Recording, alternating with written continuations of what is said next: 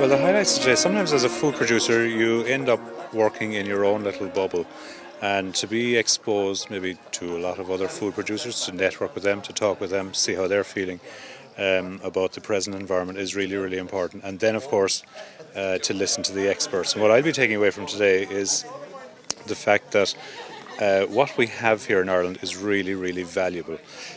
Sometimes we don't realise the value of what we actually have, and the quality of product that we produce here in Ireland is really, really top class. And not only that, but what we offer in terms of food tourism, for example, is really, really important. And lots of us, we do what we do and we see it every day, so we don't value it. Other people coming in all of a sudden see the value of watching us make our cheese, watching us make our yogurt, and so on. So actually, the some of the most valuable things are the things that are free, and they're the things that we can promote in our communities, in our local villages, and even to our tourists who are coming. And again, they're the things that are free, and we don't need huge resources to tell that story to the outside world. Certainly one of the big highlights of today for me was Macreddin Walsh's presentation on middle farms.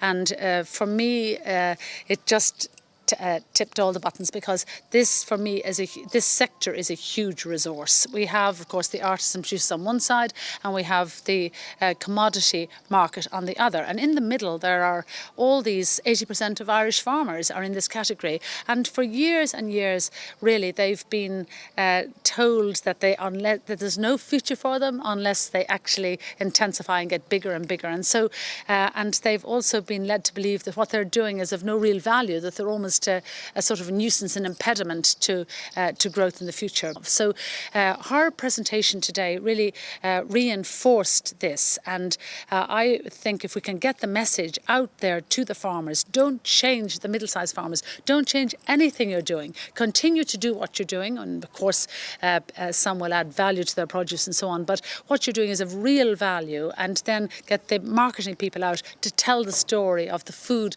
that comes from these farms, where the beef and the grain and vegetables have been produced in the same way, and the skills have been passed down from grandfather to father to son. And I think they will just embrace this message and will immediately respond, and then we will have a sector that will really continue to drive the Irish farming scene.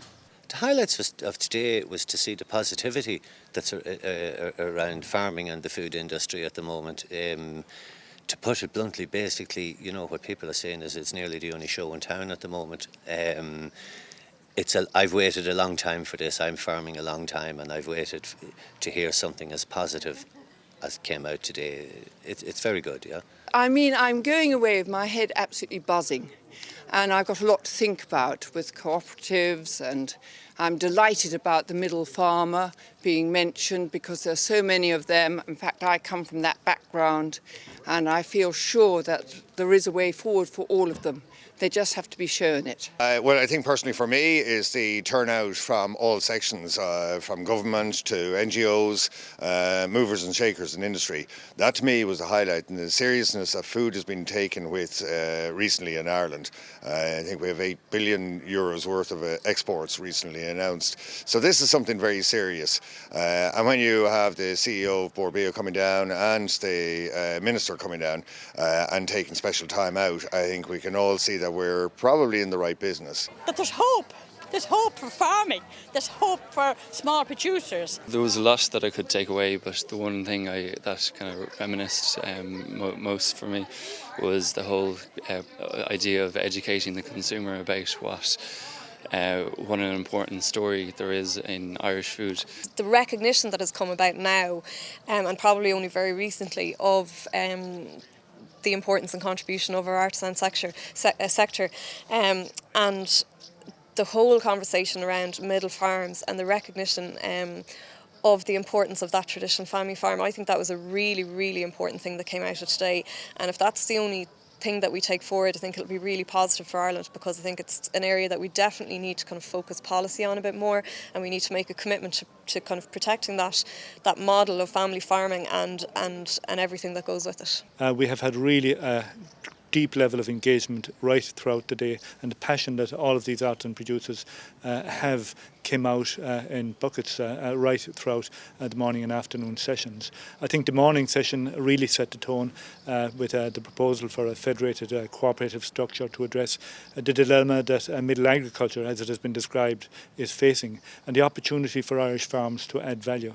And then later on, the importance of education and training, particularly focusing on transitional year students and third level agriculture and College of Catering students, really looking at the next generation of both the food producers and consumers, and that's extremely important as we seek to build a food culture in this country.